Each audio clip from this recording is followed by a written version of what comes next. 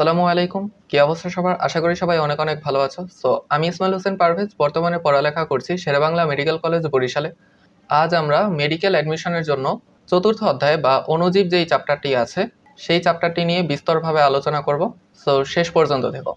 আচ্ছা, মূলত অণুজীবগুলো কি? অণুজীবটা হচ্ছে যে খুবই ক্ষুদ্রাকায় এবং অণুবীক্ষণ যন্ত্র ছাড়া এদের দেখা যায় না। এদেরকে মূলত বলা হয় অণুজীব। অণুজীব সম্বন্ধে যেখানে আলোচনা করা হয় সেই জিনিসটাকে বলা হয় কি অণুজীব তত্ত্ব বা মাইক্রোবায়োলজি। এই যে অণুজীবটা আছে, কি কি অণুজীব আছে? যেমন ব্যাকটেরিয়া আছে, মাইকোপ্লাজমা আছে, অ্যাক্টিনোমাইসিটিস, আরো অনেক কিছু আছে যেগুলো অণুজীবের মধ্যে অন্তর্ভুক্ত থাকে। এই অণুজীব যেটা আছে সেটা মূলত যখন অনেক জায়গায় ছড়িয়ে পড়ে সেইটাকে বলা হয় কি ট্রান্সমিশন। তার মানে অণুজীবের যে বিস্তার আছে সেটাকে কি বলে? ট্রান্সমিশন বলে। আজ আমরা ভাইরাস সম্পর্কে হলো যে বিস্তারিতভাবে আলোচনা করব। ভাইরাসটা মূলত কি? ভাইরাস হলো একটা রোগ সৃষ্টিকারী বস্তু যার অর্থ হচ্ছে বিষ, এবং এই ভাইরাসটা হলো কোনো সাধারণ অণুবীক্ষণ যন্ত্রে দেখা যাবে না। সেটাকে কোথায় দেখতে হবে? ইলেকট্রন অণুবীক্ষণ যন্ত্রে হলো যে ভাইরাসটা দেখতে হবে। তাই এই ভাইরাসটাকে বলা হয় অতি আণুবীক্ষণিক বস্তু।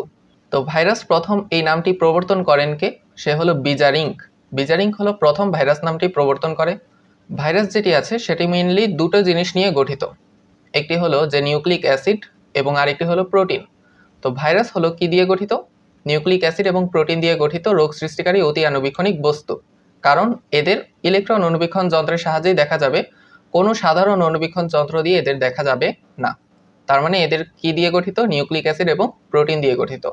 এবং এদের হলো অকোষীয়, মানে কোনো কোষ নেই। এই জিনিসটা সচরাচর প্রশ্নে আসে যে তাদের কি কোনো কোষ থাকে নাকি থাকে না, এরকম হলো যে নিচের কোনটি সঠিক নয় এরকম দিয়ে অপশনে হলো যে কোষীয় এরকম দিয়ে দেয়। তো এই জিনিসটা আমরা একটু মনে রাখবো। ভাইরাস কোনো কোষীয় না, ভাইরাস একটা অকোষীয় অতি আণুবীক্ষণিক বাধ্যতামূলক পরজীবী বস্তু। এই জিনিসটার মানে কি? বাধ্যতামূলক পরজীবী বস্তু মানে হচ্ছে যখন সে কোনো একটা জীবের মধ্যে থাকে তখন সে সক্রিয় হয়ে যায়, সক্রিয় হয়ে সে একটা রোগ সৃষ্টি করতে পারে। কিন্তু যখনই সে জীবের বাইরে চলে যাবে তখন সে নিষ্ক্রিয় অবস্থা হয়ে যাবে। তার মানে তখন আর কোনো সে রোগ সৃষ্টি করতে পারবে না। তার মানে আবার যখন সে কোনো জীবের ভিতরে ঢুকবে তখনই সে আবার রোগ সৃষ্টি করা শুরু করবে। তো এটার কারণেই এই জিনিসটাকে বলা হয় কি বাধ্যতামূলক পরজীবী বস্তু। আচ্ছা, এই জিনিসটা আমরা একটু আগেই দেখলাম যে ব্যাকটেরিয়া, মাইকোপ্লাজমা এবং অ্যাক্টিনোমাইসিটিস, এই তিনটাকে কি? এই তিনটা মূলত হলো যে অণুজীবের অন্তর্ভুক্ত করা হয়েছে, কিন্তু এখানে কোনো ভাইরাসের নাম দেয়া হয়নি। কেন? কারণ ভাইরাস কোনো অণুজীব না, এদেরকে বস্তু বলে। কারণ এরা কি অকোষীয়, বাট ব্যাকটেরিয়া, অ্যাক্টিনোমাইসিটিস এরা কি কোষীয়। তাই ভাইরাস যেহেতু অকোষীয় তার মানে এদেরকে বস্তু হিসেবে আখ্যায়িত করা হয়, এদের জীবাণু বলা হয় না। এই জিনিসটা একটু জেনে রেখো। তারপর আমরা এই চ্যাপ্টারের মধ্যে যত সব বিজ্ঞানী আছে তাদের কিছু অবদান সম্পর্কে একটু জানবো। এর মধ্যে প্রথমেই হচ্ছে আমাদের এডওয়ার্ড জেনার। এডওয়ার্ড জেনার কি করেছে? সে হলো 1796 সালে সর্বপ্রথম ভাইরাস ঘটিত রোগ বসন্ত রোগের কথা উল্লেখ করেন। এই চার্টটা একটু মনে রেখো, এটার সাথে আরেকটা চার্ট আছে পরবর্তীতে, সেটাও একটু মনে রেখো। এডওয়ার্ড জেনার সর্বপ্রথম ভাইরাস ঘটিত বসন্ত রোগের কথা উল্লেখ করেন। অ্যাডলফ মেয়ার হলো ছোপ ছোপ দাগ বিশিষ্ট রোগকে টোবাকো মোজাইক রোগ হিসেবে উল্লেখ করেন, যেটা কোথায় পাওয়া যায়? টোবাকো মানে হলো তামাক গাছ। তো তামাক গাছের পাতায় এই যে রোগটা পাওয়া যায় ভাইরাসের মাধ্যমে, সে হলো যে আমাদের অ্যাডলফ মেয়ার বের করেছে। সালটা এত ইম্পর্টেন্ট না। ডিমিট্রি আইভানোভস্কি, ইনি হলো রোগাক্রান্ত তামাক পাতার রস ব্যাকটেরিয়া রোধক ফিল্টার করার পরও সুস্থ তামাক গাছ এই রোগ সৃষ্টিতে সক্ষম, এই জিনিসটা বলেন। তো মেইন যে কথাটা আছে সেটা হলো ডিমিট্রি আইভানোভস্কি কি বলা হয়? ভাইরাসের আবিষ্কারক বলা হয়। তাহলে ভাইরাসের আবিষ্কারককে? ডিমিট্রি আইভানোভস্কি। এবং এর সাথে আমরা একটি জিনিস জেনে রাখি এখানে, স্টেইনলি। স্টেইনলিকে বলা হয় কি? স্টেইনলিকে বলা হয় ভাইরোলজির জনক। তারপর হলো মার্টিনাস বিজারিঙ্ক। এই মার্টিনাস বিজারিঙ্ক যেই মানুষরা আছে সে হলো টোবাকো মোজাইক ভাইরাস বা টিএমভি হিসেবে উল্লেখ করে তামাকের মোজাইক রোগের ভাইরাসকে। তারপর আসে ওয়াল্টার রিড। ওয়াল্টার রিড হলো মানবদেহের পিতজ্বর সৃষ্টিকারী ভাইরাস হলো আবিষ্কার করে। তো এই জিনিসটা আমরা একসাথে মনে রাখতে পারি, রিড পিত, রিড পিত, এই জিনিসটা একসাথে পড়লে একটু মনে থাকার কথা, রিড পিত। আর স্টেইনলিকে বলা হয় কি ভাইরোলজির জনক। এই চার্টটা একটু মনে রেখো। তারপর আসে এই চার্ট, এই চার্টটাও একটু মনে রাখতে হবে। এখানে ব্যাডেন এবং পিরি এই দুজন মেইনলি হলো যে রাসায়নিক প্রকৃতি বর্ণনা করে। টিএমভি নিউক্লিক অ্যাসিড এবং প্রোটিন নিয়ে গঠিত, এটি আবিষ্কার করে এবং ভাইরাসের রাসায়নিক প্রকৃতি বর্ণনা করে। এটা আমরা মেইনলি মনে রাখতে পারি পতে পিরি পতে প্রকৃতি এই জিনিসটা দিয়ে। তারপর হলো শেফারম্যান এবং মরিস, এই দুজন মেইনলি কি করে, নীলাভ সবুজ শৈবাল ধ্বংসকারী সায়ানোফাজ আবিষ্কার করে। সায়ানোফাজ আবিষ্কার করেন কি তাহলে? শেফারম্যান। সায়ানোফাজ, শেফারম্যান। এরপর লুফ। লুফ কি বলে? ভাইরাস ভাইরাসই, মানে একটা অদ্ভুত একটা কথা বলে সে হলো যে খুব ফেমাস হয়ে যায়। সে কি বলে? ভাইরাস হলো ভাইরাসই। ঠিক আছে, তো এটা এভাবে মনে রাখতে পারো, এই জিনিসটা কিন্তু ইম্পর্ট্যান্ট, এই লোকটার নাম। এটা এভাবে মনে রাখতে পারো লুপ দিয়ে। লুপ মানে আমরা কি জানি, যে কোনো একটা জিনিস যখন একটা জিনিস থেকে শুরু হয়, ঘুরে আবার যখন আগের জিনিসে আসে, সেই জিনিসটাকে বলা হয় লুপ। আবার এটা ঘুরে আবার আগের জায়গায় আসছে, সেই জিনিসটাকে কি বলে? লুপ। তো লুপের সাথে অনেকটা হলো লুপ, এটা একটু মিল আছে। তো এই লুপ মানে কি, এক জায়গা থেকে আরেক জায়গায় আসছে। ঠিক আছে, তো ভাইরাস হলো ভাইরাসই, মানে যেই লাউ সেই কদই বুঝাইছে। তো এই জিনিসটা আমরা হলো যে আলাদাভাবে একটু মনে রাখবো, যে লুপ বা লুফ কি বলে? ভাইরাস ভাইরাসই। এরপর আসে আমাদের গেলো। গেলো ইনি কি বলেন? এইডস রোগের ভাইরাস এইচআইভি আবিষ্কার করেন। তো এটা আমরা এভাবে মনে রাখতে পারি যে এইডস হয়ে মারা গেল। ঠিক আছে, এইডস হয়ে মারা গেল, তার মানে গেল এইডস রোগের ভাইরাস এইচআইভি আবিষ্কার করেন। তারপর হার্ভে জে আল্টার, ইনি কি করেন? ইনি হলো হেপাটাইটিস সি আবিষ্কার করেন। তো হেপাটাইটিস সি আবিষ্কার করেন কে? Harvey J alter. তারপর এখানে হোমস 3 ধরনের নামকরণ করেন। এই 3 নামকরণ লাগবে। একটা হলো ব্যাকটেরিয়া আক্রমণকারী ভাইরাসকে কি বলে? ফ্যাজিনি বলে। উদ্ভিদে আক্রমণকারী ভাইরাসকে কি বলে? ফাইটোফ্যাজিনি বলে। তার মানে ফ্যাজিনি যেটা আছে সেটা হলো মেইন কথা। উদ্ভিদ আমরা জানি ফাইটো, ফাইটো মানে কি? ফাইটো বলতে উদ্ভিদটাকেই বোঝায় আর কি, টার্ম। তো উদ্ভিদ আক্রমণকারী ভাইরাসকে ফাইটোফ্যাজিনি বলে এবং প্রাণী আক্রমণকারী ভাইরাসকে কি বলে? জুফ্যাজিনি বলে। ঠিক আছে, তারপর এখান থেকে একটু লেস ইম্পর্ট্যান্ট, চাইলে মনে রাখতে পারো, সেটা হলো স্টেইনলি বি প্রুসিনার। সে হলো প্রিয়ন্সের অস্তিত্বের কথা বলেন এবং ভেড়ার স্ক্র্যাপি রোগে প্রথম পর্যবেক্ষণ করে। ফেলিক্স, ফেলিক্স হলো ব্যাকটেরিওফাজ নামকরণ করেন। টুয়ার্ট, টুয়ার্ট হলো টিরো ভাইরাস আবিষ্কার করেন এবং ডাইনার অ্যান্ড রেইনার এই দুজন মিলে হলো ভিরয়েড আবিষ্কার করে। তো আমরা এই আবিষ্কারের যেই টপিকটা ছিল এটা পুরোটা পড়ে ফেলছি এবং এইখানে হলো যে আমি শর্টকাটগুলো লিখে দিছি, তোমরা চাইলে এগুলো পড়তে পারো। যে রিড, পিথ, লুপ মানে লুপ, তার মানে এটা ভাইরাস ভাইরাসই সে বলেছে। এইডস হয়ে মারা গেল, পতে পিরি পতে প্রকৃতি। তারপর আমরা পড়বো হলো ভাইরাসের আবাসস্থল। তো ভাইরাস কোথায় কোথায় থাকে? ভাইরাস থাকে হলো বাতাস, মাটি, পানি, সব জায়গায় হলো যে এই ভাইরাসটা দেখা যায়। তার মানে এরা কোথায় কোথায় থাকবে? জীব এবং জ্বর উভয় পরিবেশে এই ভাইরাস থাকতে পারে। একটা গবেষণায় দেখা গিয়েছে এখানে 1 চামচ সমুদ্রের পানিতে 1 মিলিয়ন ভাইরাস থাকে। 1 চামচ সমুদ্রের পানিতে 1 মিলিয়ন ভাইরাস থাকে, এই লাইনটা ইম্পর্ট্যান্ট। এবং ভাইরাস নিয়ে যেই গুরুত্বপূর্ণ শাখা আছে সেটাকে কি বলে? ভাইরোলজি বলা হয়। আর এই ভাইরোলজির জনকটাকে? সে হলো WM স্টেনলি। তারপর হলো আমরা আয়তন পড়ব। তো আয়তনে মেইনলি হলো যে ভাইরাস কি ছাড়া দেখা যায় না, সেটা হলো ইলেকট্রন অনুবীক্ষণ যন্ত্র ছাড়া এদেরকে দেখা যাবে না। এবং এদের গড় ব্যাস হলো 8 থেকে 300 ন্যানোমিটার, যেগুলো একটু লেস ইম্পর্ট্যান্ট। এটা চাইলে পড়তে পারো যে 12 ন্যানোমিটার পোলিও ভাইরাস এবং 300 ন্যানোমিটার হলো তামাকের মোজাইক ভাইরাস। আমাদের মেইন যে জিনিসটা লাগবে সেটা হলো এটা, গবাদি পশুর ফুট অ্যান্ড মাউথ রোগ সৃষ্টিকারী ভাইরাস হলো সবচেয়ে ক্ষুদ্রতম ভাইরাস। আর সবচেয়ে বড় কোনটা? সেটা হলো গোল আলুর মোজাইক ভাইরাস এবং গো বসন্তের ভাইরাস, এগুলো হলো সবচেয়ে বড়। আর সবচেয়ে ক্ষুদ্র কোনটা? গবাদি পশুর ফুট অ্যান্ড মাউথ রোগ সৃষ্টিকারী যে ভাইরাসটা আছে সেটা। তারপর আকৃতির মধ্যে বিভিন্ন ধরনের আকৃতির ভাইরাস হতে পারে, অ্যান্ড এগুলো আমরা সামনে আরও ভালোভাবে পড়ব আর কি। তারপর ভাইরাসের প্রকৃতি। এখানে যে লুফ, লুফ কি বলেছেন? এই জিনিসটা আগেও বলেছি যে ভাইরাস ভাইরাসই ইনি বলেছেন। আর হলো যে স্টেনলি এবং ভ্যালেন্স বলেন যে ভাইরাস এমনিতেই জড় বস্তুর ন্যায়, কিন্তু যে মুহূর্তে ভাইরাস কোনো সজীব কোষে আক্রমণ করার সুযোগ পায় সেই মুহূর্তে এতে প্রাণের সঞ্চার হয়। তার মানে ওই যে আমরা যেটা পড়েছি যে বাধ্যতামূলক পরজীবী, এই কথাটি বুঝিয়েছে কি? স্টেনলি এবং ভ্যালেন্স। 1974 খ্রিস্টাব্দে বিজ্ঞানী সালে, সালে বলেছে হলো রাসায়নিক অণু এবং সজীব কোষের মধ্যবর্তী পর্যায়ের এক প্রকার বস্তু, সে হলো ভাইরাস। কে বলেছেন? সালে বলেছেন। এরপর হলো ভাইরাসের বৈশিষ্ট্য আমরা 2 ভাগে ভাগ করতে পারি, একটা হলো জড় রাসায়নিক বস্তু, একটা হলো যে জীবীয় বৈশিষ্ট্য। ঠিক আছে, জড় রাসায়নিক বৈশিষ্ট্যগুলো একটু মনে রাখতে হবে আমাদের, যে এটা হলো ভাইরাস অকোষীয়, অতি আণুবীক্ষণিক বস্তু। এদের মধ্যে কিছুই নাই, ঠিক আছে, রাইবোসোম সহ কিছু নেই, কারণ এরা কি অকোষীয়।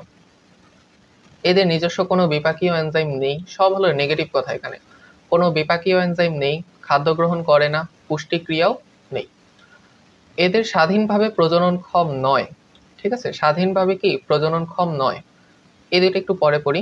জীবকোষের বাইরে ভাইরাস মেইনলি কি নিষ্ক্রিয়, আর জীবের ভিতরে সে সক্রিয় হয়ে যায়। ভাইরাসের কোনো দৈহিক বৃদ্ধি নেই, পরিবেশের উদ্দীপনায় সাড়া দিতে পারে না এরা। এদের কি দিয়ে গঠিত? প্রোটিন এবং নিউক্লিক অ্যাসিড দিয়ে গঠিত। অ্যান্টিবায়োটিক হলো যে এদের দেহে কোনোরূপ প্রতিক্রিয়া সৃষ্টি করতে পারে না। তার মানে অ্যান্টিবায়োটিক কি এদের উপর কোনো কাজ করবে না, ভাইরাসের উপর কোনো কাজ করবে না। এরপর এই দুইটা জিনিস প্রচুর প্রচুর প্রচুর পরিমাণে আসে প্রশ্নে, যে নিচের কোনটি সঠিক নয়, বা নিচের কোনটি হলো ভাইরাসকে করা যায় না, ঠিক আছে। সেখানে হলো যে ভাইরাস ফিল্টার যোগ্য নয়, এই জিনিসটা হলো যে মেইনলি আসে। হ্যাঁ, সব কিছু কিন্তু করা যায় এখানে। ভাইরাসকে কেলাসিত করা যায়, সেন্ট্রিফিউজ করা যায়, ব্যাপন করা যায়, সাসপেনশন তৈরি করা যায়, আবার তলানিকরণও করা যায়, কিন্তু একটা জিনিস করা যায় না, সেটা হলো ফিল্টার যোগ্য। তো এই জিনিসটা কিন্তু প্রশ্নে দিয়ে দেয় এমন, যে কোনটি করা যায় না, মানে কোনটি সঠিক নয়, সেটা হলো যে কেলাসিত করা যায়, সেন্ট্রিফিউজ করা যায়, ব্যাপন করা যায়, আরেকটা দিয়ে দিল ফিল্টার যোগ্য এরা, বাট বা ফিল্টার করা যায় আর কি। কিন্তু অ্যান্সারটা কি? অ্যান্সার হলো যে এরা ফিল্টারযোগ্য নয়। তো এই জিনিসটা আমরা আলাদাভাবে একটু মনে রাখবো। এরপর হলো ভাইরাসের জীবীয় বৈশিষ্ট্য। এটা আমরা অনেকটা ইন্ডিয়ান ভিলেন দিয়ে পড়তে পারি আর কি। ইন্ডিয়ান ভিলেনরা মূলত কি করে? এরা হলো যে কোনো এক জায়গায় গিয়ে ভালো মতো বসে যায়, ঠিক আছে, মানে নায়ক নায়িকাদের হলো যে ঘরের মধ্যে একদম পুরো সেটেল হয়ে যায় আর কি, ঠিক আছে। সেটেল হয়ে সে হলো কি করে? তার সংখ্যা বৃদ্ধি করে। তার মানে ভাইরাসও একটা সংখ্যা বৃদ্ধি করে। সে হলো তার মতো আরো অনেকগুলা আস্তে আস্তে ভিলেন তৈরি করে, সংখ্যা বৃদ্ধি করে সে তার মতো আরো অনেকগুলা ভিলেন তৈরি করে। তার মানে একটি ভাইরাস তার অনুরূপ ভাইরাস সৃষ্টি করতে পারে।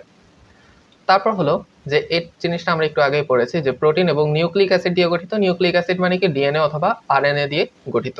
তারপর হলো ভিলেনরা কই থাকবে, একটু আগেই বললাম, এরা হলো নায়ক নায়িকার বাসায় সেটেল হয়ে যায়। তার মানে কি আরেকজনের বাসায় থাকতেছে, তার মানে এরা পরজীবী, বাধ্যতামূলক পরজীবী। এদের প্রকরণ তৈরি করতে পারে, এক সময় এক এক রকম রূপ ধারণ করতে পারে, ঠিক আছে।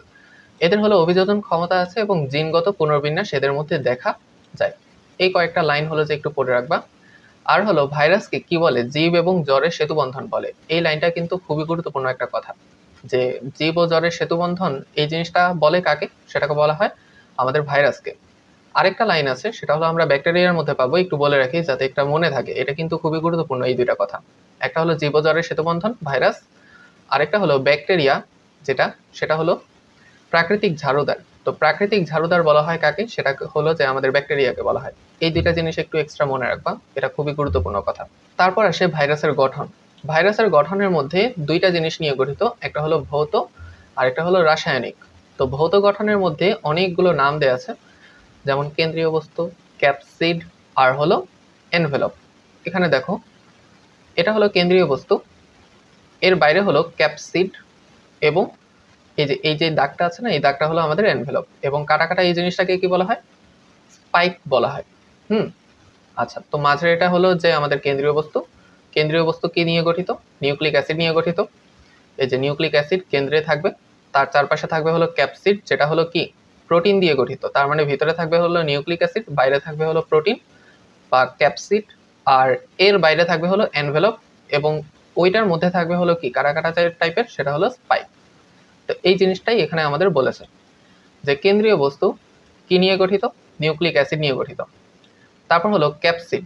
ক্যাপসিড হলো যে আমাদের এই নিউক্লিক অ্যাসিডের বাইরে যে আবরণটা আছে, সেটা হলো যে আমাদের ক্যাপসিড, বা এটা হলো একটা প্রোটিন আবরণ। এই ক্যাপসিডটা হলো যে ভাইরাসের আকার আকৃতি নিয়ন্ত্রণ করে, ঠিক আছে। ক্যাপসিডটা কি করে? ভাইরাসের আকার আকৃতি নিয়ন্ত্রণ করে। এবং এখানে বেশ কিছু সাব ইউনিট দেখা যায়। এই সাব ইউনিটটাকে কি বলে? ক্যাপসোমিয়ার বলে। এই জিনিসটা একটু মনে রাখবো।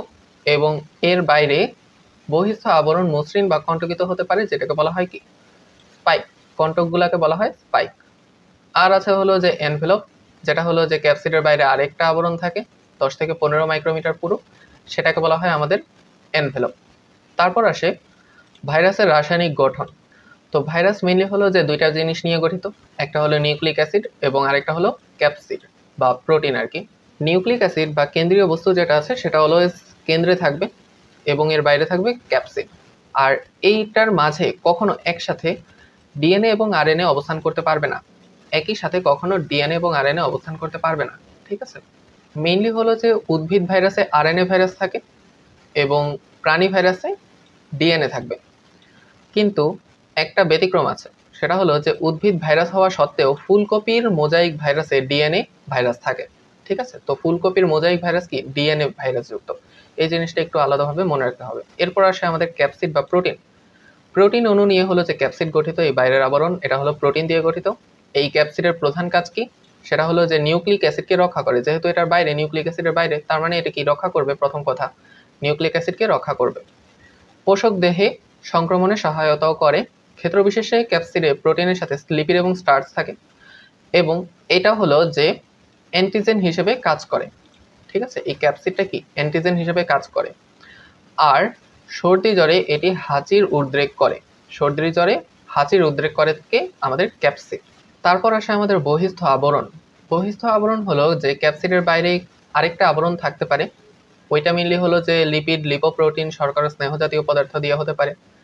এই লিপিড বা লিপোপ্রোটিন স্তরের এককে বলা হয় পেপলোমিয়ার, ঠিক আছে। লিপিড এবং লিপোপ্রোটিন স্তরের এককে বলা হয় পেপলোমিয়ার।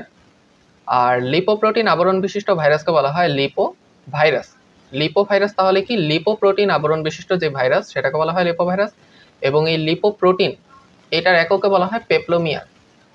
আর এনভেলপ বিহীন ভাইরাসকে কি বলে, এটা যদি না থাকে তখন হলো এটা খালি খালি থাকবে, তো এই জিনিসটাকে বলা হয় কি নগ্ন ভাইরাস বলা হয়। এরপর আসে এনজাইম। মেইনলি হলো যে ভাইরাসের দেহে কোনো এনজাইম থাকে না, সর্বদা এনজাইম থাকবে না, কিন্তু তিনটা জিনিস বাদে। একটা হলো ব্যাকটেরিওফাজ, এই ভাইরাসে লাইসোজাইম এনজাইম থাকবে। আরেকটা হলো ইনফ্লুয়েঞ্জা ভাইরাসে নিউরামিনিডেজ এনজাইম থাকবে, এবং আরেকটা হলো এইচআইভি ভাইরাসে রিভার্স ট্রান্সক্রিপ্টেজ এনজাইম থাকবে। এর মধ্যে এই দুইটা জিনিস খুবই খুবই খুবই গুরুত্বপূর্ণ, যে ব্যাকটেরিওফাজ লাইসোজাইম এনজাইম এবং এইচআইভি ভাইরাস হলো রিভার্স ট্রান্সক্রিপ্টেজ এনজাইম। এই জিনিসটাও আসার মতো, এই জিনিসটাও এক্সট্রা মনে রাখবো আমরা। ইনফ্লুয়েঞ্জা ভাইরাসে হলো নিউরামিনিডেজ এনজাইম থাকবে। তারপর আমরা পড়বো ভাইরাসের প্রকারভেদ। ভাইরাসের প্রকারভেদের মধ্যে বিভিন্ন অনুযায়ী আছে। এর মধ্যে প্রথম অনুযায়ী হলো আকৃতি অনুযায়ী, যে এখানে দণ্ডাকার আছে। দণ্ডাকারটা আমরা মেইনলি পড়তে পারি, এর জাস্ট উদাহরণগুলো আমরা পড়বো। দণ্ডাকার হলো যে এটা অনেকটা দণ্ডের মতো থাকবে। আর এর উদাহরণগুলো কি, সেটা আমরা এম দিয়ে পড়তে পারি। কি দিয়ে, এম দিয়ে, ঠিক আছে। এম মানে হলো টোবাকো মোজাইক ভাইরাস, এই একটা এম। আরেকটা হলো আলফা আলফা মোজাইক ভাইরাস, এই আরেকটা এম। আরেকটা হলো মাম্পস ভাইরাস, আরেকটা এম। তার মানে tobacco mosaic virus, alpha alpha mosaic virus এবং মাম্পস ভাইরাস। তারপর আসে গোলাকার। এই যে গোলাকারটা আছে সেটা মেইনলি কি হয়, গোলাকার হবে।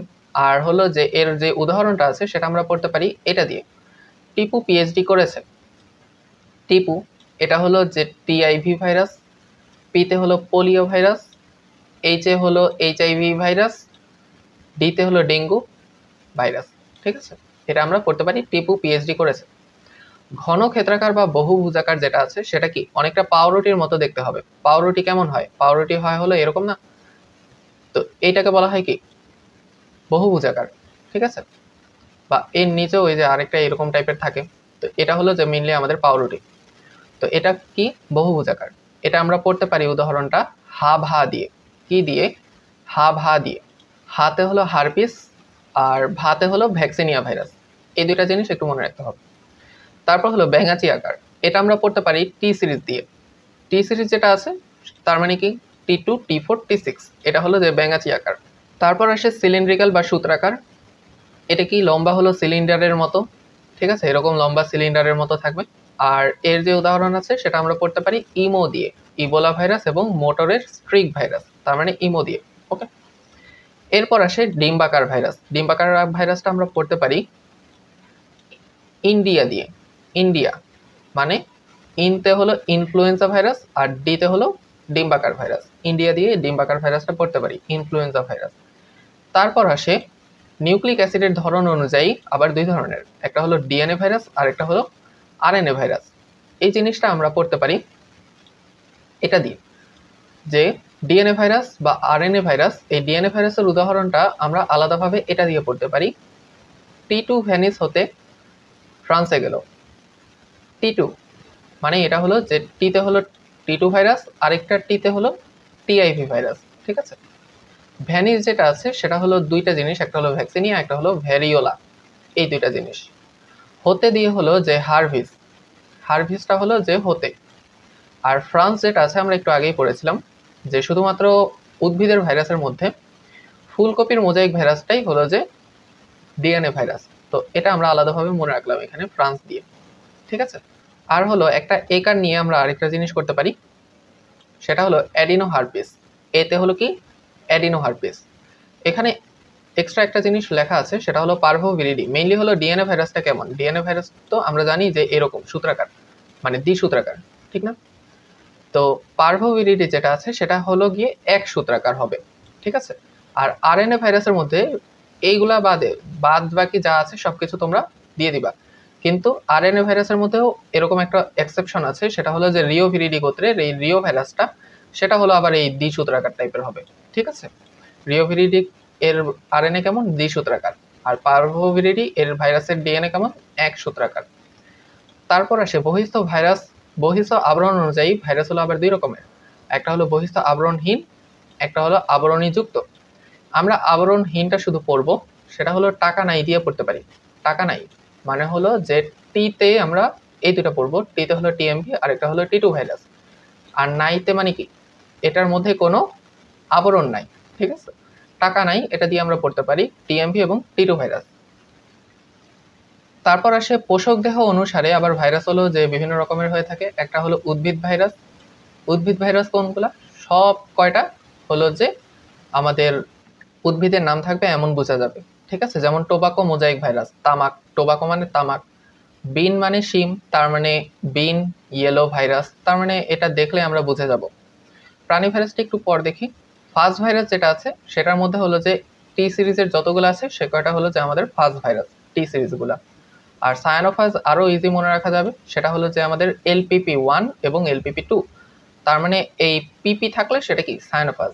এর বাইরে আল্লাহর নামে যা আছে সব হলো যে তোমরা দিয়ে দিবা প্রাণী ভাইরাস। ঠিক আছে, যে HIV, vaccinia, novel corona virus, আরও অনেক ভাইরাস আছে, সব কটা হলো যে আমাদের প্রাণী ভাইরাস। উদ্ভিদ ভাইরাস আমরা দেখেই বুঝে যাব, ওখানে উদ্ভিদের নাম থাকবে।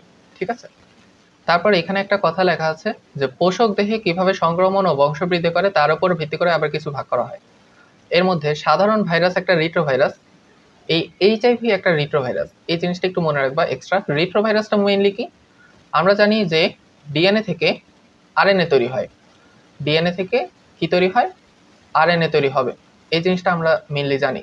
কিন্তু যদি এটা উল্টা হয়ে যায়, মানে আরএনএ থেকে যদি ডিএনএ তৈরি হয়ে যায়, তখন সেই জিনিসটাকে বলা হয় আমাদের রিট্রোভাইরাস। ওকে, তো এই জিনিসটা একটু আমরা মনে রাখবো আলাদাভাবে। এরপর অন্যান্য ধরনের মধ্যে মাইকোফাজ আছে। সেটা কি, সেটা হলো ভাইরাস যদি ছত্রাকে আক্রমণ করে সেটাকে বলা হয় মাইকোফাজ। আমরা এটা পঞ্চম অধ্যায়েও আবার পড়ব, কারণ ওইখানে যখন শৈবাল ও ছত্রাক চ্যাপ্টারের মধ্যে এই ছত্রাক টার্মটা আসবে তখনই দেখবা যে ওখানে এই মাইকো ওয়ার্ডটা চলে আসতেছে অটোমেটিক। তো আমরা মাইকো দিয়ে ছত্রাক বুঝবো। ঠিক আছে, এটা আমরা একটু আগেই পড়লাম। হোমস, এই হলো যে আমাদের ব্যাকটেরিয়া আক্রমণকারী ভাইরাসকে কি বলেছে, ফ্যাজিনি বলেছে। উদ্ভিদ আক্রমণকারী ভাইরাসকে কি বলেছে, ফাইটোফ্যাজিনি বলেছে। এবং প্রাণী আক্রমণকারী ভাইরাসকে বলা হয় জুফ্যাজিনি, এই নামকরণ করেছে সে। তারপর এখানে আরএনএ ভাইরাস এবং ডিএনএ ভাইরাস এর মধ্যে কিছু পার্থক্য দেওয়া আছে, এগুলো আমরা পুরোটা পড়ে ফেলছি অলরেডি এর আগে। তোমরা এটা একবার দেখে নিবা নিজের থেকে।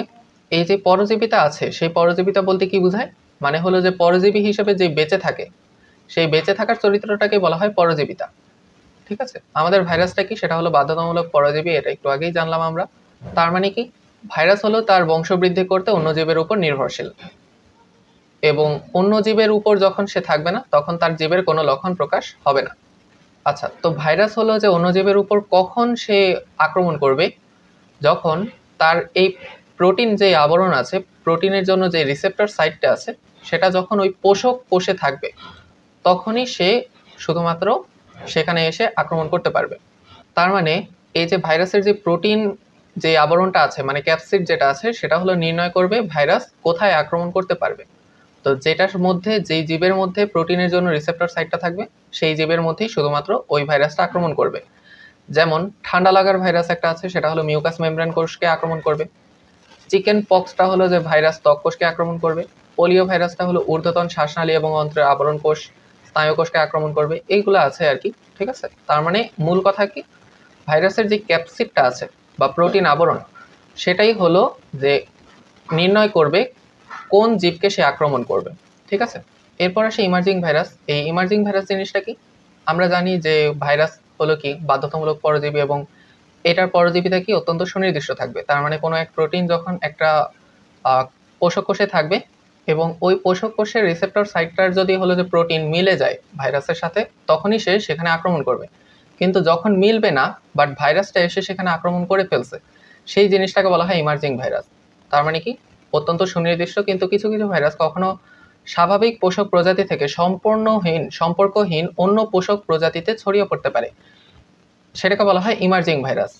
ঠিক আছে, এর মধ্যে উদাহরণ কি আছে, উদাহরণটা আমরা করতে পারি হেন্স করোনা দিয়ে। এইচে হলো HIV, ইতে হলো ইবোলা ভাইরাস, এনে হলো নোবেল করোনা ভাইরাস বা এনে হলো নীল ভাইরাস, এসে হলো সার্স, এবং করোনাতে হলো যে নোভেল করোনা ভাইরাস। ঠিক আছে, হেন্স করোনা দিয়ে এটা আমরা পড়তে পারি। তারপর আসে ভিরিয়ন। ভিরিয়ন জিনিসটা কি, সেটা হলো যে নিউক্লিক অ্যাসিড এবং একে ঘিরে যেই ক্যাপসিডটা থাকে, এই পুরোটা মিলে যখন একটা সম্পূর্ণ ভাইরাস, ক্ষমতা সম্পূর্ণ ভাইরাস একটা তৈরি হয়, সেটাকে বলা হয় ভিরিয়ন। আর যখন সংক্রমণ ক্ষমতাবিহীন হয়, সেই ভাইরাসটাকে বলা হয় নিউক্লিয় ক্যাপসিড। তার মানে নিউক্লিক অ্যাসিড এবং ক্যাপসিড মানে নিউক্লিক অ্যাসিড এবং প্রোটিন মিলে যেই সংক্রমণ ক্ষমতা বিশিষ্ট সম্পূর্ণ ভাইরাস তৈরি করে, সেটাকে বলা হয় ভিরিয়ন। আর যখন এই দুটা মিলে একটা সংক্রমণ ক্ষমতাবিহীন ভাইরাস তৈরি করে, তখন ওই জিনিসটাকে বলা হয় নিউক্লিয় ক্যাপসিড। এই ভিরিয়নে হলো যে ক্যাপসোমিয়ার কয়টা থাকে, 2000 থেকে 2130টা হলো ক্যাপসোমিয়ার থাকে। তারপর আসে হলো ভিরয়েড। ভিরয়েডটা মূলত কি একটা সংক্রামক আরএনএ। ঠিক আছে, তার মানে এই আরএনএ ভাইরাস যেটা আছে, আমরা মূলত জানি কি আরএনএ ভাইরাসটা কোথায় থাকবে, উদ্ভিদ ভাইরাসে থাকবে। ঠিক না, তো এটা কই পাওয়া যাবে, উদ্ভিদে ভিরয়েডটা পাওয়া যাবে। এটা কি এক ধরনের সূত্রাকার আরএনএ, যেটা হলো যে ক্ষুদ্রতম ভাইরাস থেকেও বহুগুণে ক্ষুদ্র থাকবে, এবং এটা কি হবে, এটা সংক্রামক হবে।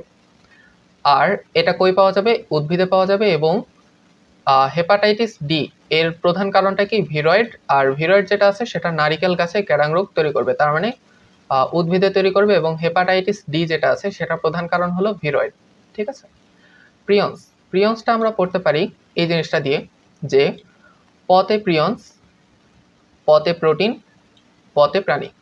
তার মানে প্রিয়ন্স জিনিসটা হলো যে সংক্রামক প্রোটিন ফাইব্রিল, পতে প্রোটিন, আরেকটা যেটা আছে সেটা হলো পতে প্রাণী। তার মানে এটা হলো যে সব ধরনের প্রাণীতে এটা রোগ সৃষ্টি হবে, যেমন ম্যাড কাউ নামক রোগ সৃষ্টি করতে পারে। তারপর হলো যে কুরু ক্রুটসফিল্ড রোগ তৈরি করতে পারে, ভেড়া ছাগলের মধ্যে স্ক্র্যাপি রোগ তৈরি করতে পারে।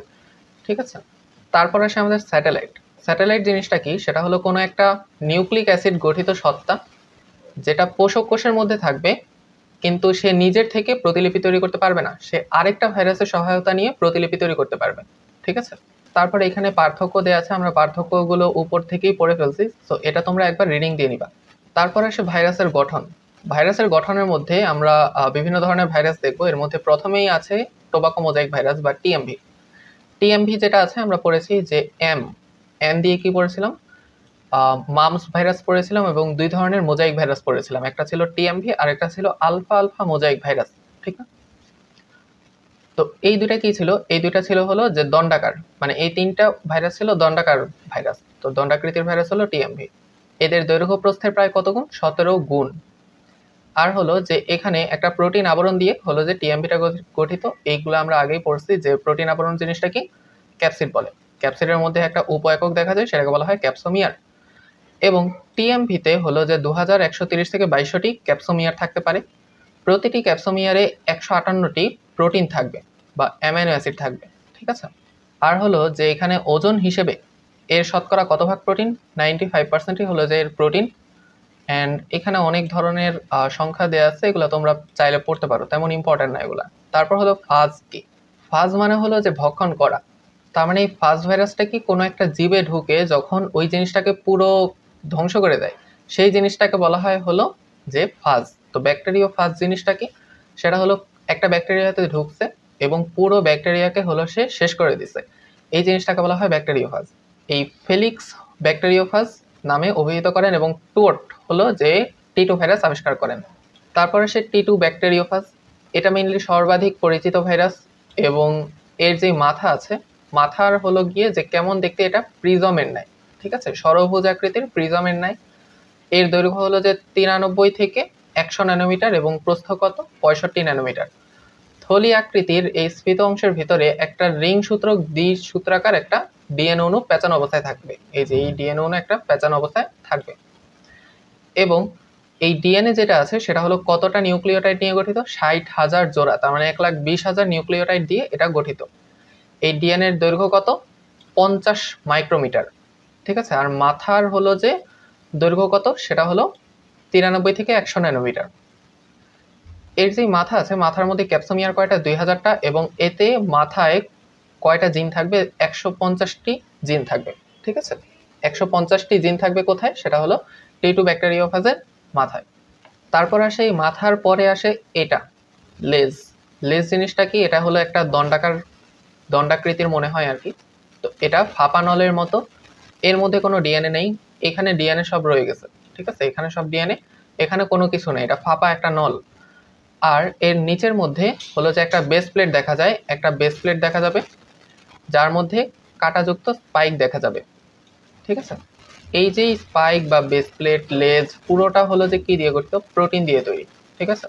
তো এখান থেকে আমাদের পড়তে হবে এই দুইটা জিনিস, একটা হলো যে মাথার মধ্যে হলো যে 150টা জিন থাকবে এবং লেজ যেটা আছে সেটা হলো 6টি স্পর্শক তন্তু আছে। এই দুইটা জিনিস সবচেয়ে গুরুত্বপূর্ণ এখান থেকে। তারপর আসে কোভিড-19। এই কোভিড-19 মানে হলো যে করোনা যে ভাইরাসটা আছে, এই করোনার অর্থটা কি, সেটা হলো যে মুকুট। করোনার অর্থ হলো যে আমাদের মুকুট। এটা হলো 27 থেকে 32 কিলো বাইট আকৃতির এবং গোলাকার একসূত্রক। যেহেতু আরএনএ ভাইরাস তার মানে একসূত্রক হবে, আর এটা বৃহত্তম ভাইরাস। গত 24 বছরে মোট 4টা হলো যে করোনা ভাইরাস আবিষ্কার হয়, যার মধ্যে 3টা ভাইরাস হলো জুনোটিক ভাইরাস। এই জুনোটিক ভাইরাসের মধ্যে কি কি আছে, একটা হলো SARS-CoV, একটা হলো MERS-CoV, আর একটা হলো SARS-CoV-2। SARS-CoV যেটা আছে সেটা হলো যে চীন থেকে পাওয়া গেছে, আবার SARS-CoV-2 যেটা আছে সেটাও হলো চীন থেকে পাওয়া গেছে। MERS-CoV যেটা আছে সেটা হলো সৌদি আরব থেকে পাওয়া গেছে, সেটা হলো বাদুড় থেকে উটের মাধ্যমে সংক্রমণ হয়েছে। আর SARS যেটা আছে সেটা হলো দুইটাই বাদুড় থেকে আসছে, ঠিক আছে, এবং চীন থেকে। তো নোভেল করোনা ভাইরাস যেটা আছে সেটা মেইনলি হলো যে SARS-CoV-2, এইটার থেকেই হলো গিয়ে যে নোভেল করোনা ভাইরাস এটা নামকরণ করা হয়েছে। আর এটার গায়ে অসংখ্য হলো যে স্পাইক থাকে, যেটা হলো কি প্রোটিন দিয়ে গঠিত। আর এটা হলো যে যখন দেহকোষে প্রবেশ করে তখন এটা আটকে যায়, কোষের ডিএনএ কে তখন নিয়ন্ত্রণ করে দ্রুত সংখ্যা বৃদ্ধি করে, যার কারণে এটা পুরো শরীরে তখন হলো যে ছড়িয়ে গিয়ে এটা সংক্রমণ করে। এই জিনিসটাকে বলা হয়েছে কখন, প্যান্ডেমিক বলা হয়েছে কখন, তখন হলো 11 মার্চ 2020 সালে এটা হলো প্যান্ডেমিক হিসেবে ঘোষণা করা হয়। এখানে আমাদের তিনটা জিনিস আছে, একটা হলো যে এন্ডেমিক, একটা এপিডেমিক, আর একটা হলো প্যান্ডেমিক। তো এন্ডেমিক যেটা আছে, এন্ডেমিক হলো যখন কোনো একটা সংকীর্ণ অঞ্চল বা জনসংখ্যায় পাওয়া যাবে, একটা ছোট অঞ্চলে যখন পাওয়া যাবে তখন সেই জিনিসটাকে বলা হয় এন্ডেমিক। যখন অনেক বড় একটা জায়গা দখল করে ফেলবে, তার মানে ধরি এটা একটা জেলার মধ্যে হয়েছে বা একটা বিভাগের মধ্যে হয়েছে, এন্ডেমিক। এটা পুরো একটা দেশের মধ্যে হয়েছে, সেটা হলো এপিডেমিক। আর যখন অনেকগুলো দেশ মিলে একটা হলো যে সংক্রমণ হবে তখন সেই জিনিসটাকে বলা হয় প্যান্ডেমিক, এবং সেটা হলো কোনটা, কোভিড-19। এন্ডেমিক যেটা আছে সেটার উদাহরণ কি, MERS-CoV, আর এপিডেমিক হলো ইবোলা ভাইরাস। তারপর আসে ভাইরাসের সংখ্যা বৃদ্ধি বা বংশবৃদ্ধি। তো ভাইরাস যেটা আছে সেটা হলো সংখ্যা বৃদ্ধি বা বংশবৃদ্ধি করে দুইভাবে, তাও আবার ব্যাকটেরিয়ার মধ্যে। কিভাবে করে, একটা হলো লাইটিক চক্র, একটা হলো যে লাইসোজেনিক চক্র। লাইটিক চক্র এটার উপর নাম হলো ভাইরোল্যান্ট চক্র, আর লাইসোজেনিক চক্র এর উপর নাম হলো টেম্পারেট দশা। লাইটিক চক্র ঘটবে কোথায়, সেটা হলো টি সিরিজভুক্ত ফাজে, আর ল্যামডা ফাজে লাইসোজেনিক চক্র ঘটবে, ঠিক আছে। এই জিনিসটা অনেকবার আসে প্রশ্নে যে ল্যামডা ফাজে লাইসোজেনিক চক্রটা সম্পন্ন হয়, এটা অনেক অনেক অনেক বেশি আসে। লাইটিক চক্রে আমরা হলো যে ধাপগুলো জাস্ট একবার দেখে নিব, এটা মেডিকেলের জন্য তেমন ইম্পর্টেন্ট না, শুধুমাত্র ধাপগুলোর নামগুলোই বেশি ইম্পর্টেন্ট, এর ভিতর থেকে তেমন কোনো কিছু আসে না সচরাচর। তো লাইটিক চক্র হলো যে কোথায় ঘটে, ইকলি ব্যাকটেরিয়ার মধ্যে ঘটবে। ইকলি ব্যাকটেরিয়ার মধ্যে ঘটবে কিসের মাধ্যমে, T2 ব্যাকটেরিওফাজের মাধ্যমে। তো এই চিত্রের মাধ্যমে আমরা পড়ি যে প্রথমে হলো যে কোনো ব্যাকটেরিয়ার মধ্যে এই ভাইরাসটা হলো যেটা আটকে গেছে, তারপর সেটার যেই ভিতরে যে ডিএনএটা আছে, যে ডিএনএ, এই ডিএনএটা সে নিচে ছেড়ে দিছে ব্যাকটেরিয়ার ভিতরে, সেটা তখন হলো যে প্রতিলিপিত হইতেছে। এই যে তখন হলো যে প্রতিলিপিত হয়ে সেটা বাড়তেছে, ঠিক আছে। এবং যখন এটা প্রতিলিপিত হয় তার মানে এটা কি একটা থেকে আরেকটা তৈরি হইতেছে এটার মাথা, তো মাথা তৈরি হলে সেটা লেজও তৈরি হবে, ঠিক আছে। তো এটা হলো যে তখন আস্তে আস্তে সে পুরো একটা জিনিস তৈরি হইতেছে, অনেকগুলা হলো যে ভাইরাস তৈরি করতেছে, এবং লাস্টে গিয়ে সেটা একসাথে মিলে টি2 ভাইরাস তৈরি হয়েছে, এবং সবশেষে এটা হলো যে ওই কোষটাকে চিরে হলো যে বের হয়ে যায়, ঠিক আছে। এই জিনিসটাকে বলা হয় লাইটিক চক্র। তার মানে এটা লাগলো, ডিএনএ হলো যে ব্যাকটেরিয়ার ভেতরে দিল, সেটা হলো যে প্রতিলিপিত হয়ে সেটা বাড়লো, সেটা হলো যে তখন অনেকগুলা ভাইরাস টাইপের তৈরি করে সেটা ব্যাকটেরিয়ার কোষকে ভেদ করে চলে গেল। এটা হলো আমাদের লাইটিক চক্র। তো আমরা জাস্ট এই ধাপগুলোর নামগুলো পড়বো। একটা হলো যে ডিএনএ অনুপ্রবেশ, ধাপ 2, ধাপ 3 হলো প্রতিলিপন, আর ধাপ 4 হলো যে বিভিন্ন দেহাংশ একত্রিত হওয়া, অ্যান্ড শেষে হলো যে নতুন ভাইরাস মুক্তি। এখানে লাস্টের এই লাইনটা আমাদের লাগবে, লাইটিক চক্রের মাধ্যমে 30 মিনিটে 300টি নতুন ফাজ তৈরি হয়ে থাকে। আর যখন এই পোষক ব্যাকটেরিয়াকে আক্রমণ করার পর থেকে পূর্ণাঙ্গ অপত্য ভাইরাস সৃষ্টি না হয় ততক্ষণ সময়টাকে বলা হয় কি, মানে এখানে যতক্ষণ এটা লাগছে এই টাইমটাকে বলা হয় হলো ইক্লিপস কাল। এখান থেকে লাগার পরে এটা কাজ শেষ হওয়ার যখন বের হয়ে গেছে সেই জিনিসটাকে বলা হয় হলো ইক্লিপস কাল, ঠিক আছে। এই নতুন হলো যে ভাইরাস যতক্ষণ না তৈরি হইতেছে সেই টাইমটাকে কি বলবে, ইক্লিপস কাল। লাইসোজেনিক চক্র তারপর আসে, সেটা হলো কি ল্যামডা ফেজের মাধ্যমে, বা P1 ফাজ, ল্যামডা ফাজ আর হলো M13 ফাজ। এই 3 ভাইরাসের মাধ্যমে হলো যে ইকলির ব্যাকটেরিয়ার ভিতরে লাইসোজেনিক চক্র সম্পন্ন করবে। এই 3টা কথা খুব গুরুত্বপূর্ণ যে কোন ভাইরাসের মাধ্যমে এটা লাইসোজেনিক চক্র সম্পন্ন হয়। একটা হলো ল্যামডা ফাজ, একটা হলো P1 ফাজ, একটা হলো M13 ফাজ।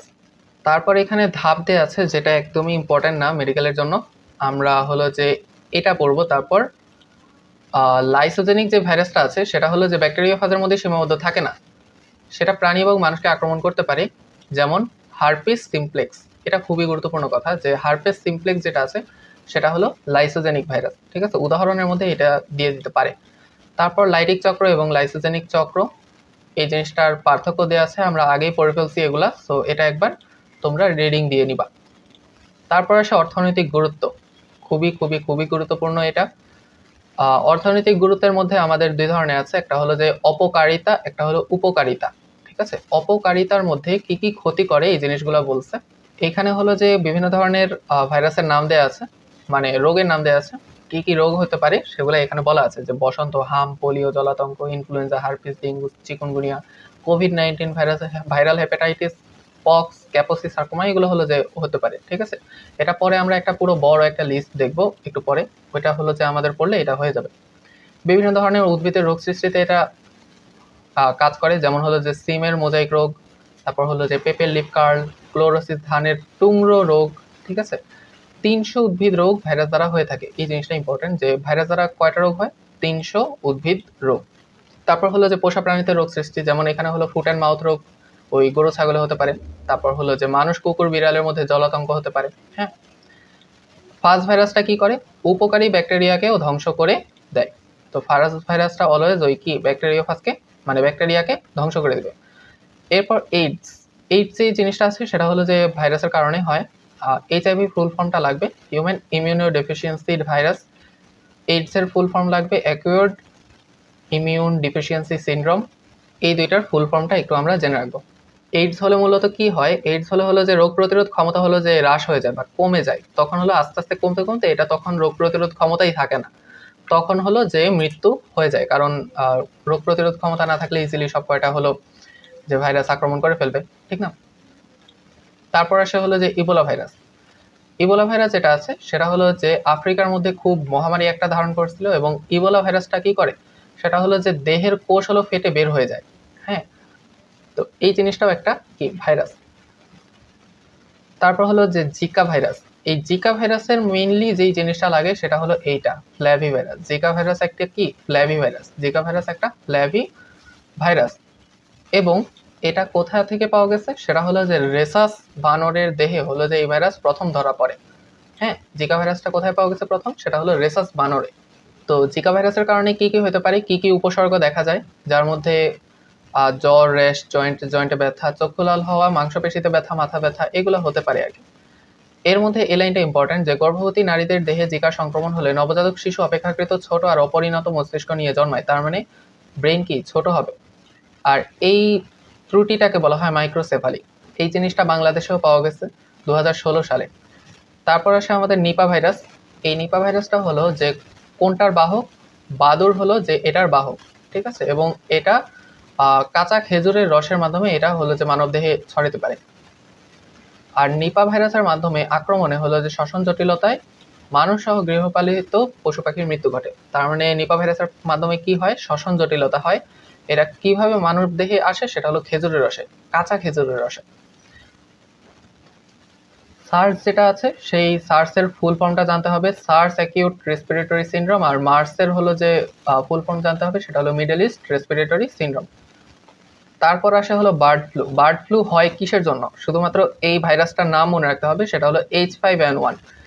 H5N1 এর মাধ্যমে হলো যে বার্ড ফ্লু হয়, যার কারণে বাংলাদেশে সহ প্রায় প্রতি জায়গায় হলো যে এই মুরগি বা অন্যান্য পাখি এগুলা মারা যেতে পারে, ঠিক আছে।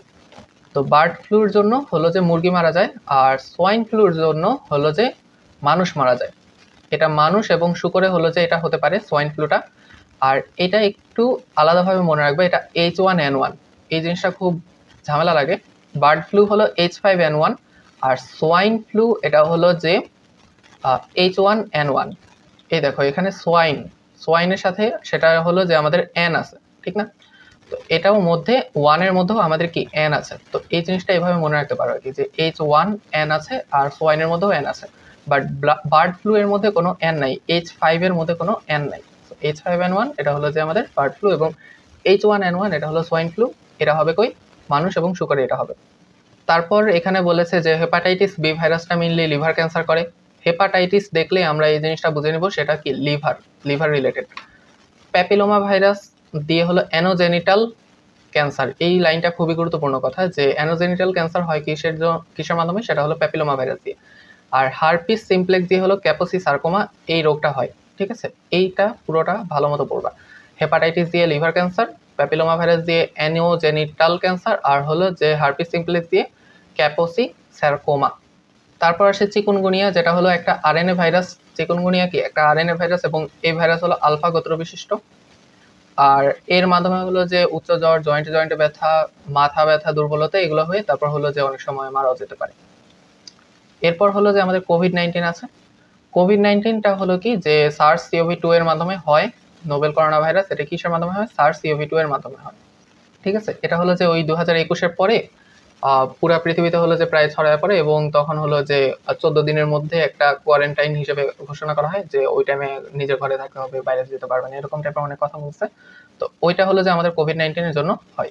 হ্যাঁ, এইখানে এগুলা এত কিছু লাগে না, শুধুমাত্র এই জিনিসটা লাগবে যে কোভিড-19 যেটা আছে সেটা দ্রুত হলো যে দেহে অক্সিজেনের মাত্রা কমায় দেয়। এবং এই অক্সিজেন এইটার সাথে আরেকটা কোশ্চেন আসে, সেটা 2বার আসছে অলরেডি মেডিকেলে। অক্সিজেনের মাত্রা হলো যে নিয়ন্ত্রণ করে কিসের মাধ্যমে? সেটা হলো স্পিগমোম্যানোমিটার।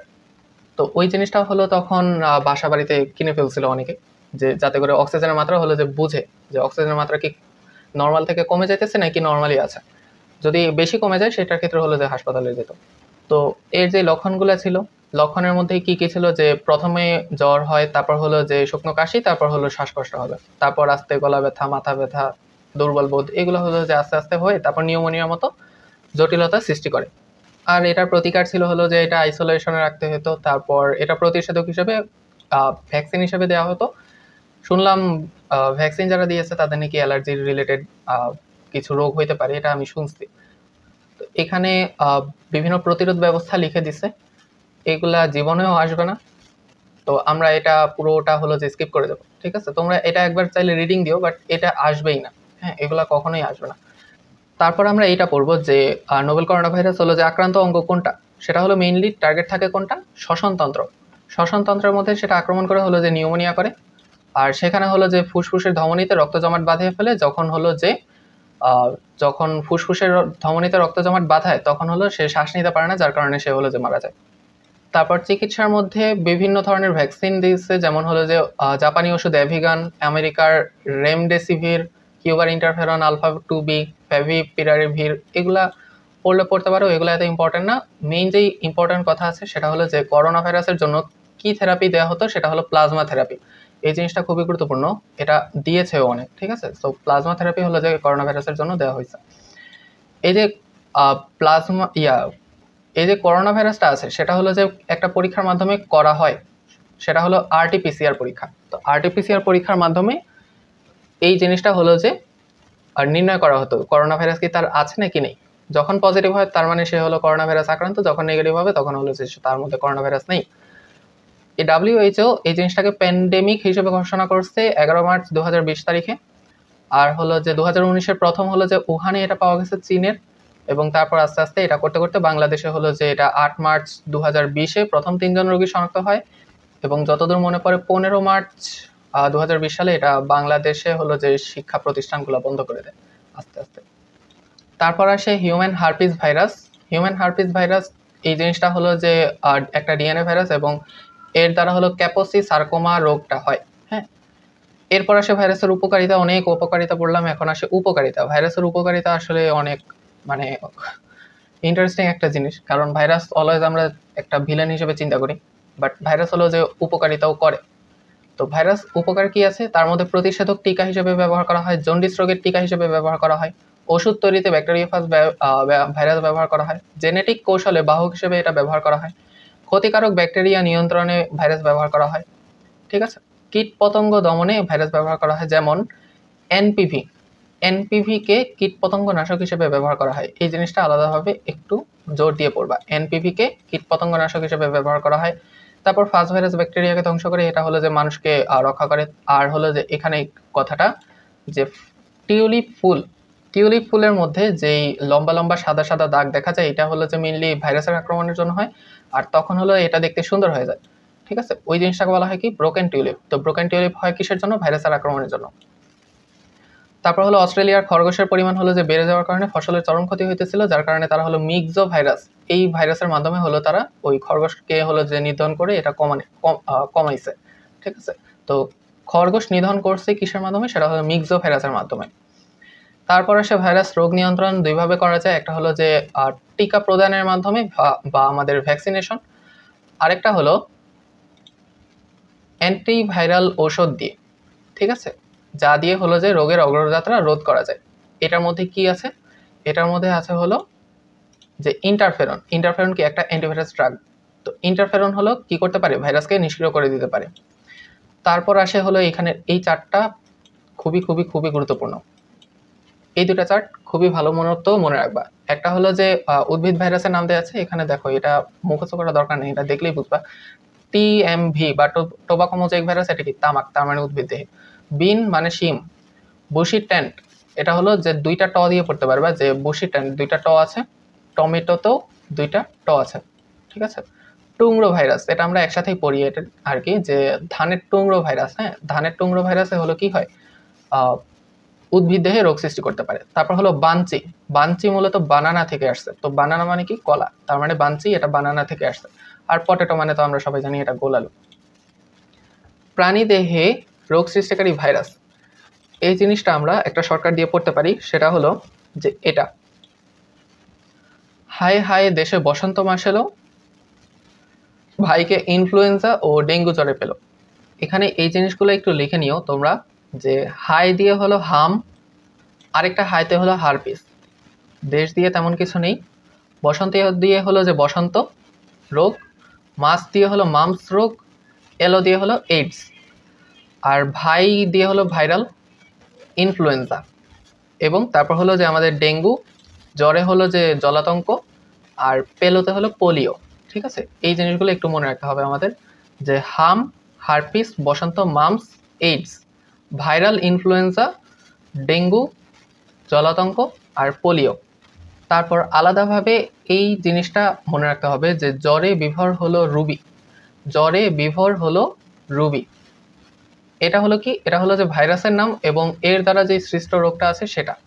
তো এটা আমরা মনে রাখতে পারি, জতে হলো যে জলাতঙ্ক, জতে হলো জলাতঙ্ক, রেতে হলো রেভিস, রেতে কি? Rabies virus.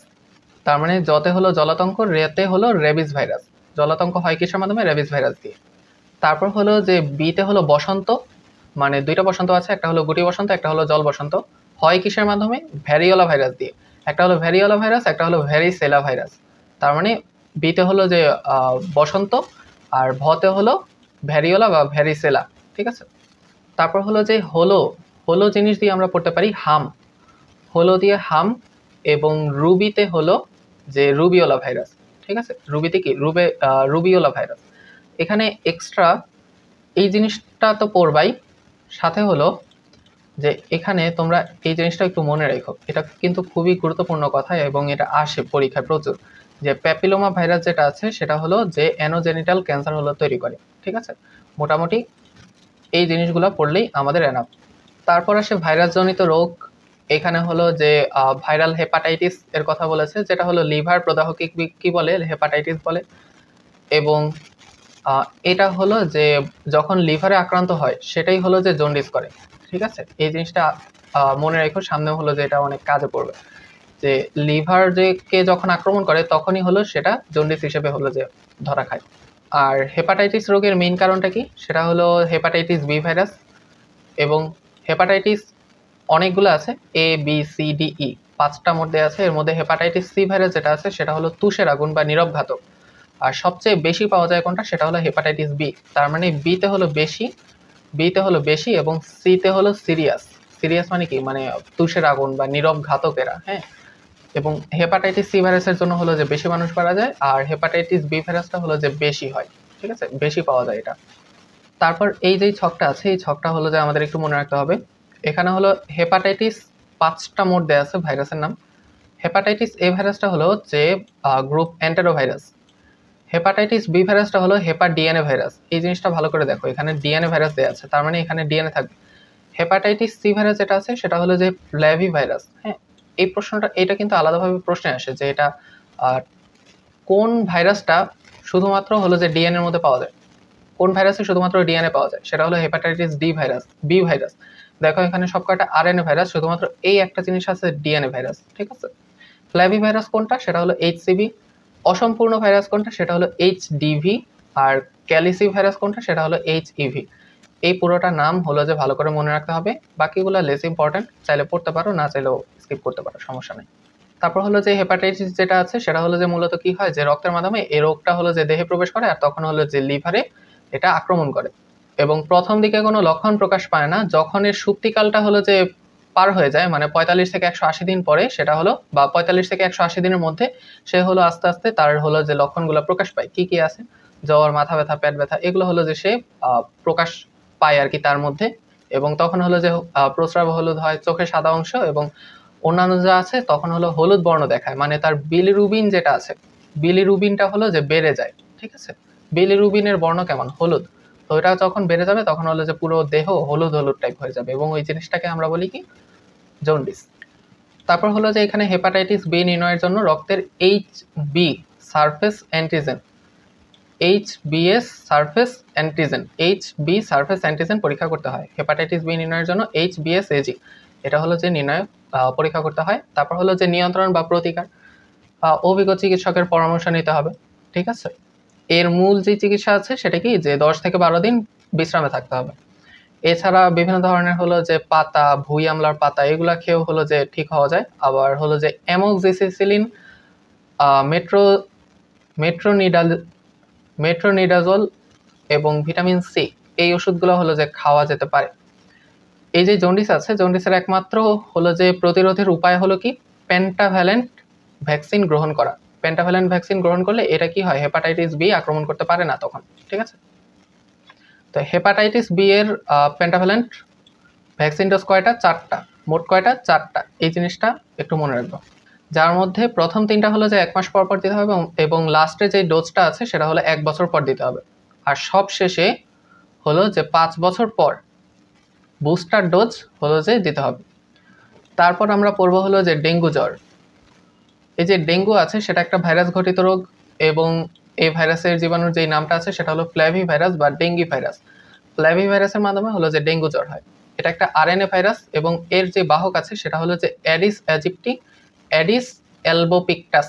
ঠিক আছে। তার মানে ডেঙ্গু জ্বরের যেই বাহকগুলা কি আছে? অ্যাডিস আছে। অ্যাডিস মশা দিয়ে হলো যে ডেঙ্গু জ্বর হয়। পোষক দেহকে মানুষ প্রতি বছর হলো যে 10 কোটির বেশি হলো যে মানুষ ডেঙ্গু জ্বরে আক্রান্ত হয় এবং মারাও যায় অনেক। বাংলাদেশে এখনো অনেক মানুষ মারা যায় এই ডেঙ্গু জ্বরের কারণে। তারপর এখানে রোগের লক্ষণ বলছে, প্রথমে হয় হলো সাধারণ জ্বর, প্রথমে একটু আস্তে আস্তে জ্বর, প্রথমে হলো যে একটু জ্বর হয়ে তারপর আস্তে আস্তে এটা বাড়তে থাকে, 103 থেকে 105 ডিগ্রি ফারেনহাইট পর্যন্ত চলে যায়। ঠিক আছে, মেইনলি হলো যে স্ত্রী ডেঙ্গু মশা কামড়ানোর 2 থেকে 7 দিন পর হলো যে এই জ্বরটা প্রকাশ পায় এবং তখন হলো যে কিছুদিন পরে সব জায়গা হলো যে ব্যথা হয়, বিভিন্ন জায়গা হলো যে ব্যথা হয়। এর মধ্যে এইটাই বেশি হয় যে মেরুদণ্ডের ব্যথা সহ কোমরে ব্যথা এই রোগের বিশেষ লক্ষণ। তার মানে মেরুদণ্ডে এবং কোমরে এই 2 জায়গা হলো যে ডেঙ্গু জ্বরের কারণে বেশি ব্যথা হয় বেশি, এবং এটার কারণে এটাকে বলা হয় কি হাড় ভাঙ্গা জ্বর বলা হয়। তো হাড় ভাঙ্গা জ্বর বলা হয় কাকে? সেটা হলো ডেঙ্গু জ্বরকে বলা হয়। এটার মাধ্যমে হলো যে র্যাশ হয়, শরীরে হলো যে র্যাশ হয়, আর যখন বাজে অবস্থায় যায় তখন ওই জিনিসটাকে বলা হয় কি রক্তক্ষরণ হয়, তখন তার দেহে রক্তক্ষরণ হবে। তারপর হলো যে এই সাধারণ ডেঙ্গু জ্বর এর পরে হেমোরেজিক ডেঙ্গু জ্বর দেখা যেতে পারে। এই হেমোরেজিক ডেঙ্গু জ্বরের মধ্যে হলো যে হেমো মানে কি? হেমো মানে রক্ত টাইপ কিছু। তো এই জিনিসটা মানে হলো যে সব জায়গা থেকে রক্তক্ষরণ হতে পারে, তখন যে রোগীর নাক, মুখ, দাঁতের মাড়ি, ত্বকের নিচে এগুলা থেকে রক্তক্ষরণ হতে পারে, পায়খানার সাথে রক্ত যেতে পারে, রক্ত বমি হতে পারে, চোখের কোণে রক্ত জমাট বাঁধতে পারে, মানে সব ধরনের হলো রক্ত রিলেটেড যা আছে সবকিছু হেমোরেজিক ডেঙ্গু জ্বর। রক্তে হলো যে প্লাটিলেটটা ভীষণভাবে হ্রাস পায়, ঠিক আছে, এবং তখন হলো যে রক্ত জমাট বাঁধতে পারে না, সঠিক চিকিৎসা না নিলে মৃত্যু হতে পারে। তার মানে হেমোরেজিক ডেঙ্গু জ্বরে হলো কি হয়, এই স্টেজে এসে রক্তের প্লাটিলেটটা হলো যে কমে যায়, ঠিক আছে, এবং তখন হলো যে ওই রক্ত জমাট বাঁধতে পারে না, যার কারণে এটা মানুষ মারা যেতে পারে।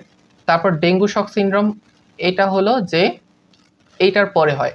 তার মানে প্রথমে আসে সাধারণ ডেঙ্গু জ্বর, তারপর হলো হেমোরেজিক ডেঙ্গু জ্বর, আর শেষে আসে হলো ডেঙ্গু শক সিনড্রোম, যেটা হলো যে হেমো কনসেন্ট্রেশন ঘটতে দেখা যায়। হ্যাঁ, এই হেমো কনসেন্ট্রেশন হয়ে সে হলো যে শকে চলে যায়, আর তখন হলো যদি কপাল ভালো থাকে সেই ক্ষেত্রে সে বেঁচে ফিরতে পারে। ঠিক আছে, তো হেমো কনসেন্ট্রেশন ঘটতে পারে ডেঙ্গু শক সিনড্রোমে। রোগ নির্ণয়ের ক্ষেত্রে হলো যে এটা রোগ নির্ণয় করে কিভাবে, সেটা হলো যে সেরোলজি পরীক্ষার মাধ্যমে, প্লাটিলেট পরীক্ষার মাধ্যমে এবং সেল কালচার পরীক্ষার মাধ্যমে। ঠিক আছে, এই জিনিসটা আমরা পড়তে পারি এভাবে, প্লাস দিয়ে পড়তে পারি। প্লাতে হলো প্লাটিলেট পরীক্ষা আর শতে হলো সেরোলজি এবং সেল কালচার। যখন হলো যে রক্তে অণুচক্রিকার সংখ্যা 1.5 লাখের কমে চলে আসে তখন হলো প্লাটিলেট পরীক্ষা করে। যখন সেরোলজি যেটা আছে সেটা হলো যে আইজিজি এবং আইজিএম অ্যান্টিবডি উপস্থিত থাকতে পারে, তখন হলো যে সেরোলজি পরীক্ষা হয়। আর সেল কালচার যেটা আছে সেটা হলো রক্তকণিকা কালচার করে এই ভাইরাসটা শনাক্ত করা যায়। তো প্রথমে হলো যে প্রতিকার করা হয় কিভাবে, প্রথমে প্যারাসিটামল খাওয়ানো হয়, তারপর হলো আস্তে আস্তে সেটা রোগীকে প্রচুর পানি, ফলের রস, তরল খাবার এগুলা দেয়, অ্যান্ড তারপর হলো যখন বাজে অবস্থায় চলে যায়, এটা মেইনলি হলো যে ঘরের মধ্যেই করা হয়, যখন বাজে অবস্থায় চলে যায় তখন হলো তাকে হাসপাতালে নেওয়া হয় আর কি। তো প্রতিরোধের একমাত্র উপায় কি, সেটা সহজ কথা, যে ডেঙ্গু মশা নিধন করা হলো যে প্রতিরোধের একমাত্র উপায় হবে। এরপর আসে পেপের রিং স্পট রোগ বা মোজাইক রোগ। এই পেপের রিং স্পট রোগটা কোথায় হবে? অ্যাবসলিউটলি পেপেই হবে, ঠিক আছে, পেপেতে হবে। তো পেপের সবচেয়ে ক্ষতিকারক রোগ কোনটা? এই রিং স্পট রোগটা। এটা বাংলাদেশ সহ অনেক জায়গায় হতে পারে, এবং এর যেই ভাইরাসটা আছে সেটা হলো যে কি নামে পরিচিত, পিআরএসভি নামে পরিচিত। ঠিক আছে, পিআরএসভি নামে পরিচিত হলো যে আমাদের পেপের রিং স্পট ভাইরাসের রোগটা, ভাইরাসটা। এটা কেমন? দণ্ডাকৃতির ভাইরাস, এটা একটা আরএনএ ভাইরাস।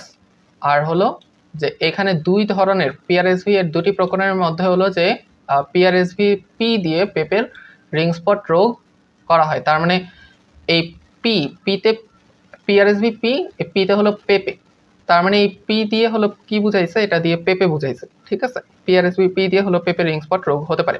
তারপর আসে এটা সংক্রমণ কিসের মাধ্যমে এটা হয়, জাপ পোকা এবং সাদামাছি এর মাধ্যমে হলো যে এটা হতে পারে। তারপর আসে যে এটা রোগ লক্ষণ দেয়া আছে, এগুলো তোমরা একটু দেখে নিও, এগুলা থেকে তেমন কখনো আসে না প্রশ্ন। আচ্ছা, এই পেপের যেই রিং স্পট রোগটা আছে এটা হলো যে হয় কার মাধ্যমে, সেই জিনিসটা একটু লাগবে। সেটা হলো যে এফিড নামে একটা পতঙ্গ আছে, সেই এফিড নামের পতঙ্গের কারণে এই পেপের রিং স্পট রোগটা হয়। ঠিক আছে, এটা অনেক বেশি প্রশ্নে আসে, যে কোনটার কারণে হলো যে পেঁপের রিং স্পট রোগটা হয়, সেটা হলো এফিড। এফিড নামে এক পতঙ্গ আছে, সেটার মাধ্যমে। তারপর আমরা এখানে এই লাইনটা খুব ভালো মতো পড়বো যে ডক্টর মাকসুদুল আলম হলো যে বিশ্ববিদ্যালয়ে পেঁপের জিন রহস্য উন্মোচন করেন। ঠিক আছে, তো পেঁপের জিন রহস্য উন্মোচন করে কে? সে হলো ডক্টর মাকসুদুল আলম, যে হলো যে মারা গেছে আর কি এখন। ঠিক আছে, তারপর আসে প্রতিরোধমূলক ব্যবস্থা। এখানে হলো যে প্রথমে পেঁপের চাষ বন্ধ করে দিতে হবে যেখানে রোগ ছড়ায়। তারপর হলো যে ক্রস প্রোটেকশন পদ্ধতিতে হলো যে ভালো একটা ফলাফল পাওয়া যায়। তারপর এখানে এই জিনিসটা লাগবে যে ট্রান্সজেনিক জাত ব্যবহার সবচেয়ে নিরাপদ, এবং এই পিআরএসভি কোট প্রোটিন জিনকে হলো যে ভ্রূণ টিস্যুতে সংযুক্ত করে নতুন ট্রান্সজেনিক জাত উদ্ভাবন করা হয় 1998 সালে। ট্রান্সজেনিক জাত দুইটা কি? একটা হলো পিআরএসভি মুক্ত রেইনবো, আরেকটা হলো সানআপ। একটা কি? রেইনবো, আরেকটা হলো সানআপ। তো এই ট্রান্সজেনিক জাত যেটা আছে, এই দুইটা ট্রান্সজেনিক জাত কখনো হলো যে পিআরএসভি দ্বারা আক্রান্ত হবে না, যার কারণে এটার কারণে হলো যে পেঁপের রিং স্পট রোগটা হবে না। তো এটাতে হলো যে আমাদের সুবিধা পাওয়া যাবে। তার মানে ট্রান্সজেনিক জাত দিয়ে হলো যে আমাদের এটা প্রতিরোধ করা যাবে। তারপর হলো ভাইরাস এবং মানুষের ক্যান্সার। এখানে হলো যে মানুষের 85% ক্যান্সার হয়ে থাকবে জেনেটিক মিউটেশনের মাধ্যমে, এবং 15% ক্যান্সার হয় কার মাধ্যমে? ভাইরাস দিয়ে। ঠিক আছে, এর মধ্যে আমরা একটু আগে বললাম যে হেপাটাইটিস দেখলে আমরা দিব কি? লিভার। তার মানে লিভার ক্যান্সারটা হয় হেপাটাইটিস বি ভাইরাসের মাধ্যমে। লিম্ফোমাটা হলো যে ইপস্টেইন বার ভাইরাস এর মাধ্যমে হয়। এটা একটু মনে রাখবো, এই চারটা একটু লাগবে। হ্যাঁ, লিম্ফোমা এটা হয় হলো ইপস্টেইন বার ভাইরাসের মাধ্যমে। টি সেল লিউকেমিয়া এটা হলো যে হিউম্যান টি সেল লিউকেমিয়া ভাইরাসের মাধ্যমে। তার মানে টি সেল লিউকেমিয়া। এটা আমরা অনেকবার বলছি, আবারও বলতেছি, এটা খুবই গুরুত্বপূর্ণ যে প্যাপিলোমা ভাইরাস দিয়ে হলো যে অ্যানোজেনিটাল ক্যান্সার হয়, আর হারপিস সিমপ্লেক্স ভাইরাস দিয়ে ক্যাপোসি সার্কোমা হয়। এটাও মেবি 2-3 বার বলে ফেলছে অলরেডি। শুধুমাত্র এই জিনিসটা একটু নতুন আসছে এখন, যে লিম্ফোমা এই ক্যান্সারটা হয় হলো ইপস্টেইন বার ভাইরাস দিয়ে। ঠিক আছে, তো মোটামুটি আমাদের এইখানেই ভাইরাস শেষ। তো ভাইরাস নিয়ে যদি কোনো সমস্যা থাকে সেটা তোমরা হলো যে আমাকে জানাতে পারো, কোনো সমস্যা নেই। আর এই যে দাগানো লাইনগুলো দাগিয়ে দিয়েছি, এগুলো হলো যে মেডিকেলের জন্য বেশি ইম্পর্টেন্ট। পুরোটা একবার রিভিশন দিবা, তারপর হলো যে আমার এই দাগানো লাইনগুলো একটু ভালোভাবে পড়বা। আর যা যা হলো যে শর্টকাট দিয়েছি সেগুলো তোমরা হলো যে লিখে লিখে প্র্যাকটিস করলে এগুলো মনে থাকবে ভালো। ঠিক আছে, তো দেখা হবে পরবর্তী ক্লাসে আবার ইনশাল্লাহ। ততক্ষণ পর্যন্ত ভালো থাকো। আসসালামু আলাইকুম।